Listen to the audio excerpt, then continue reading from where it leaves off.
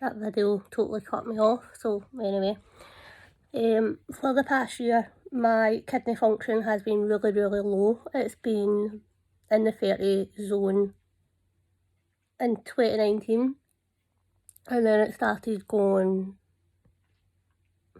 it was in the 30 zone in 2019, and then in 2020 it's been in the 20 zone. So then I started getting bloods.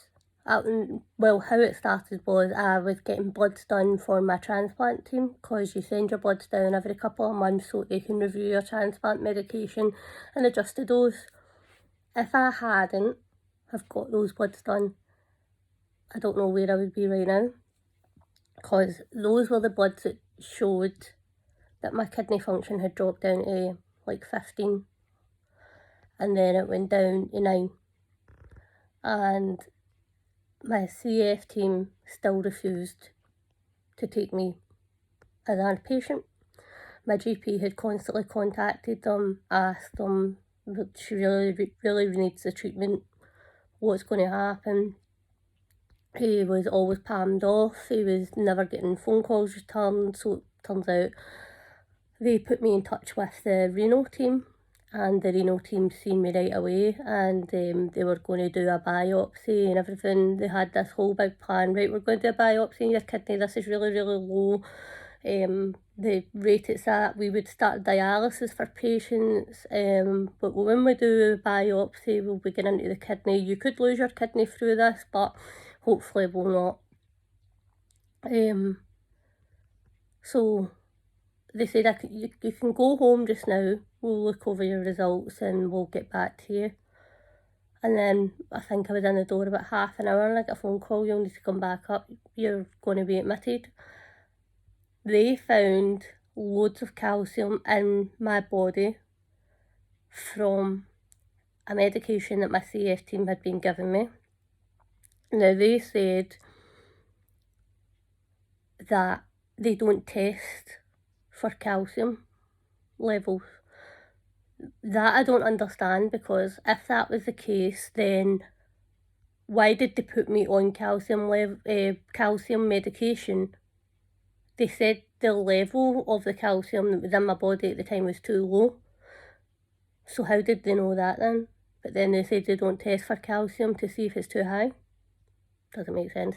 Anyway, so I had been getting prescribed 2 in the morning and 2 in the evening, and these tablets are really like so big. I'll actually post a picture of them later on of how big they are, because I used to hate taking them. I had to take them on my own. I take all my tablets back in the one go every single morning, every single night, and I could not take the tablets. I had to take them on their own because they were that big and they would still get stuck in my throat and things. So 2 in the morning, 2 at night, and technically I was overdosing or being overdosed on a tablet that no one was checking the level of the calcium that was in my body. So the level of calcium in my body was too high, and I had to be hooked up to a drip to have basically clean the calcium out, stop the calcium tablet right away, excuse me, and clean everything out. So that was in June. And then obviously my EGFR has been up and down since then. Up and down, up and down. It was, the last I've heard was 20. So, and it's still going down now. So now my only option is to have a kidney transplant. But that's not as simple as it sounds, because dialysis really isn't an option, because I've already had a heart and lung transplant. So that will impact on them, and then even though they're in good health, they'll start to shut down. So my only option is kidney transplant, but potentially through a live donor. So that's where I'm at right now, and that's took a big knock-on effect. I've had so much time during these 24 weeks to think and think and think and think and think. And my head's about to explode. I don't know how I'm meant to process all this in a short amount of time.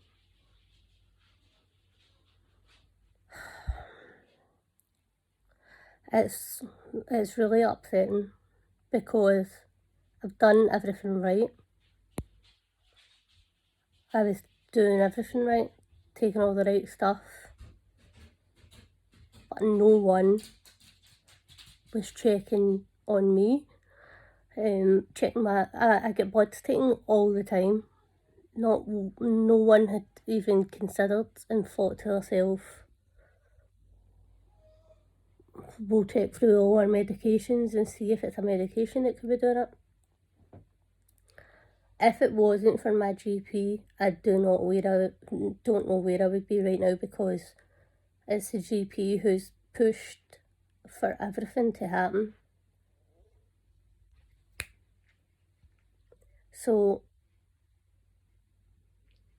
but otherwise, even though I know the cause of everything now, and I'm no longer taking the calcium medication, I'm still annoyed that I was prescribed that medication as well, the gentamicin medication, in January, when mark on my t-shirt, when I had a EGFR of 20 or something like that in January. And as I said in the previous video before it cut me off, you're not allowed to be prescribed that if you have an EGFR of 50 and below. So why did nobody check that either? So what is going on? Why is no one looking through medications? It's really frustrating because I feel totally let down. Like, these people are meant to be looking after my life. So no one can even blame me for being angry about this or upset about it, or I just don't know. I'm just so frustrated. I have plans to go on holiday in May 2021. Am I going to get to go? Like, I can't really make plans anymore for whenever, because I don't know what's going to happen. That was a 30th birthday gift from my partner, and all I can do is hope and pray that I get a kidney way before that. But basically they've told me come Christmas time I'll be touch and go. So now I'm just kind of stuck in a limbo, because the reason I'm pausing a lot is because I don't want to cry on live videos or any videos or whatever when I'm posting them, but I've got a lump in my throat because it's scary. Like, it's not meant to be my time yet. That's the way I see it. But we'll just see what happens. Live donor is my only option, really, because you need to have certain categories to be on the normal donor list. So I've been told. And I've seen people, like, I've joined lots of forums and stuff so that I know more about it. And Some people haven't even been getting transplanted until like the latter end, until like the kidneys at like 5%.